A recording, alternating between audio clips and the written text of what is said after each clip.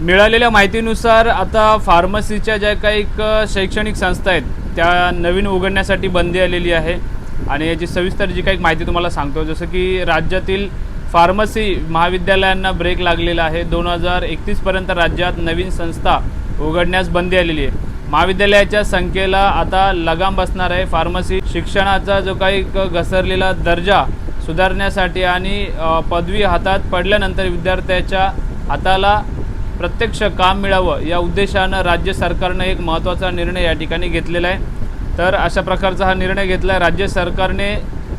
जसं की राज्य शासनाने आगामी 2027-28 ते 2030-31 या 4 वर्षाच्या कालावधीसाठी राज्यात नवीन फार्मसी महाविद्यालये सुरू करण्यास पूर्णपणे स्थगिती दिलेली आहे। तर सरकारने हा जो काही निर्णय घेतला याबद्दल जर का तुम्ही फार्मसीचे विद्यार्थी असाल किंवा तुम्ही फार्मसीमध्ये तुमचं शिक्षण झालं असेल तर जो काही एकंदरीत तुमचा फार्मसीचा अनुभव असेल आणि सरकारचा जो काही निर्णय याबद्दल तुमचं काय मत आहे हे कमेंट बॉक्समध्ये नक्की सांगा। आणि चॅनल जर तुम्ही नवीन असाल तर चॅनलला सबस्क्राईब करा, व्हिडिओला शेअर करा। धन्यवाद।